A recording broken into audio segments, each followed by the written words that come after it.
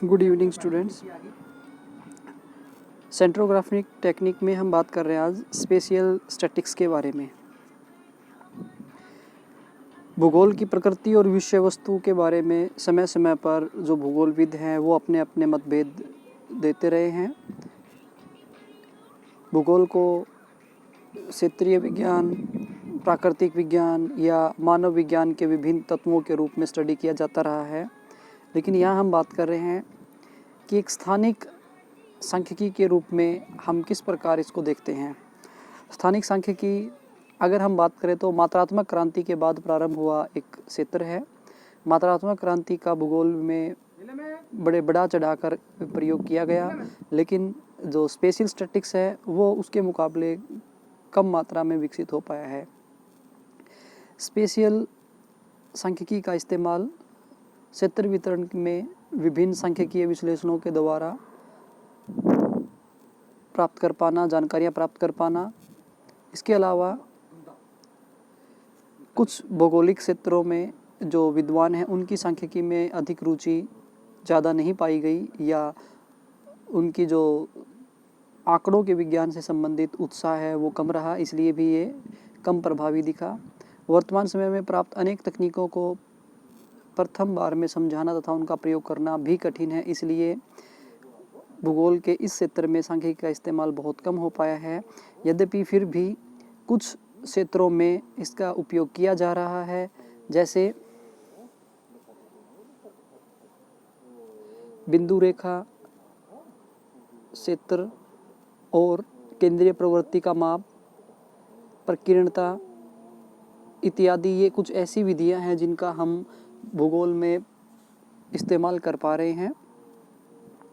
यहाँ हम देखते हैं सबसे पहली एक विधि दे रखी है बिंदु प्रतीक रूप के रूप में केंद्रीय प्रवृत्तियाँ। अगर हम देखें पॉइंट पैटर्न्स के रूप में तो सेंट्रल टेंडेंसी हमारा किस प्रकार से मार्गदर्शन करती है, किस प्रकार से हमारी हेल्प करती है। हम जब स्थानों से संबंधित जानकारियाँ रखना चाहते हैं तो यहाँ पर जब सेंट्रल टेंडेंसी की बात आती है, जो एक ऐसा डाटा होता है जो संपूर्ण आंकड़ों को रिप्रेजेंट करता है, तो यहाँ पर हम स्थान के संबंधित भी सेंट्रल प्लेस को फाइंड आउट करने की कोशिश करते हैं। तो वो सेंट्रल प्लेस एक ऐसा स्थान या एक ऐसी जगह होती है जो अपने चारों ओर के समुचित क्षेत्र का रिप्रेजेंट करती है। जैसे मुख्य नगर होता है वो अपने आसपास के क्षेत्र के लिए एक सेंट्रल प्लेस होता है। जैसे हमें किसी इंडस्ट्री के लोकेशन सेट करनी है तो वो भी इस प्रकार का सेंट्रल प्लेस होता है जिसके चारों ओर resource, raw material, energy, trained workers and market facility available होती हों। तो इस प्रकार की सेंट्रल लोकेशन को ढूंढना ज्योग्राफी में प्रारंभ से ही एक महत्वपूर्ण कंसेप्ट रहा है, लेकिन यहाँ जब सांख्यिकी विधियों का इस्तेमाल किया जाता है तो इसको आइडेंटिफाई करने में हमें थोड़ी मदद मिलती है। यहाँ खासतौर पे बात की गई है माध्य केंद्र के बारे में। मीन सेंटर ये एक ऐसी विधि है जिसमें हम सांख्यिकी का इस्तेमाल करते हुए और स्थानिक आंकड़ों के बीच से उनका मध्य बिंदु प्राप्त करते हैं। यानी सांख्यिकी का इस्तेमाल हम लोकेशन फाइंड आउट करने में कर रहे हैं। यहाँ पर देखिए जो माध्य केंद्र होता है वो जैसे हम सिंपल मीन निकालते हैं उसी तरीके से निकाला जाता है, और वो जो मीन की वैल्यू है वही उन आंकड़ों के बीच में कहीं ना कहीं पुट होती है। यहाँ हम ये कह सकते हैं कि जो हम माध्य निकालते हैं, जो हमने अब तक सिंपल अर्थमेटिक मीन निकाले हैं, उसको अगर हम उन डाटा को एक ग्राफ पेपर के ऊपर अंकित करें तो उन बिंदुओं के बीच में हम ये वैल्यू आइडेंटिफाई कर सकते हैं। जैसे हम यहाँ देखें तो यहाँ पे एक डाटा दिया गया है हमारे सामने। देखिए एग्ज़ाम में ठीक इसी प्रकार के आंकड़े आते हैं। एक साइड में हमें कुछ लोकेशन दे रखी है, बिंदु के रूप में लोकेशन, ये ABCDEH ये लोकेशन आइडेंटिफाई हैं। ये लोकेशन हमें सेट करनी है। कहाँ सेट करनी, देखिए दो डाटा है हमारे पास में, एक x का डाटा है, एक y का डाटा है। देन x और y का जो डाटा दे रखा है इसके बारे में बात कर रहे हैं पहले। देखिए ये x के डाटा है, ये y के डाटा है। दोनों डाटा का हमें क्या करना है, मीन निकाल लेना है। सबसे पहले इसका मीन निकालेंगे। इसका मीन कैसे निकलेगा, समेशन x अपॉन n। इसका भी ऐसे ही मीन निकल जाएगा, ये हो जाएगा समेशन y अपॉन n। तो ये हमारे सामने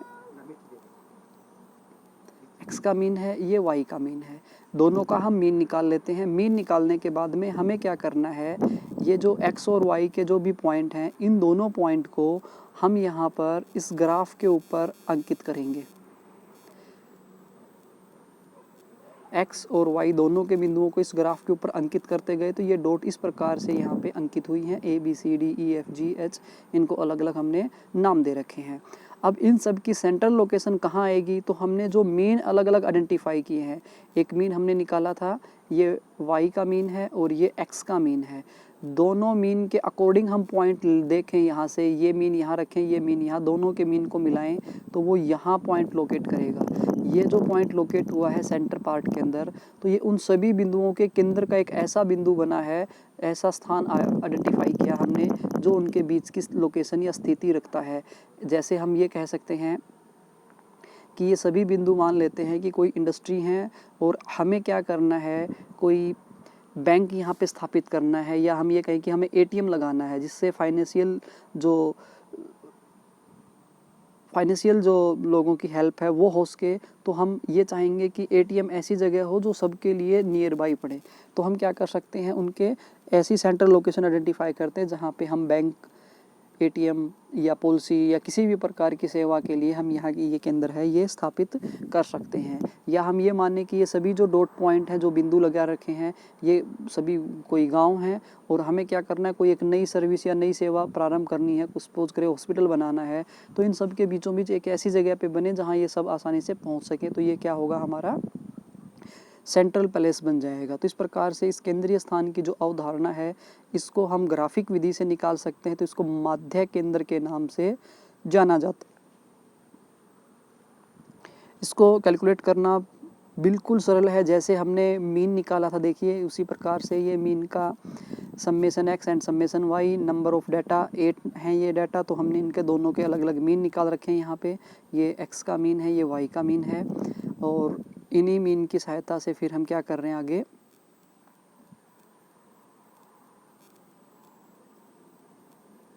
इन दोनों मीन की सहायता से ये दोनों मीन प्राप्त करके हम जब x और y कोऑर्डिनेट पे जो बिंदु लगा रखे हैं उनके बीच में देखते हैं तो हमें एक ऐसी वैल्यू प्राप्त हो रखी है जिसे हम केंद्र के नाम से जानते हैं। तो ये जो माध्य केंद्र है ये हमें लोकेशन प्रोवाइड करवाता है, एक सेंट्रल लोकेशन प्रोवाइड करवा के देता है। ये इंपॉर्टेंट टॉपिक बनता है, एग्जाम में क्वेश्चन भी पूछा जा सकता है।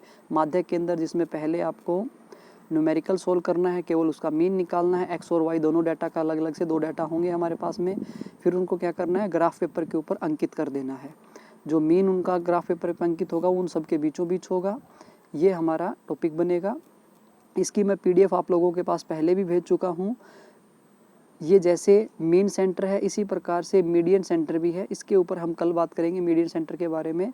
आज केवल आप इसको ही, इस टॉपिक को अच्छे से पढ़ें अपना, और अपने शब्दों में इसके बारे में लिखें और इसके क्वेश्चन है वो सोल्व करके देखें। ये मीन सेंटर है, सेंट्रोग्राफिक टेक्निक के अंतर्गत आता है। और सेंट्रोग्राफिक जो टेक्निक हैं ये हमारी मात्रात्मक क्रांति के अंतर्गत आती हैं। भूगोल में जो गणितीय विधियाँ हैं उनको बढ़ावा देने के लिए इसका इस्तेमाल किया गया था। इनकी सहायता से कई आश्चर्यजनक कार्य भूगोल में किए गए हैं। जैसे नोड पॉइंट्स को मिलाते हुए हम कनेक्टिविटी को देख सकते हैं, परिवहन जाल को देखा जा सकता है, उनका मानचित्रण किया जा सकता है, निकटतम दूरी आइडेंटिफाई की जा सकती है। नियरेस्ट नेबर का जो कंसेप्ट है वो भी इसके द्वारा उत्पन्न हुआ है। निकटतम पड़ोसी विश्लेषण जो है वो भी इसके द्वारा उत्पन्न हुआ है। तो इस प्रकार से भूगोल में कई प्रकार के ऐसे कार्य हैं जो इस विधि के ऊपर आधारित हैं। हमें ये आज माध्य केंद्र का जो टॉपिक है ये करना है। कल हम माध्यिका केंद्र के बारे में बात करेंगे।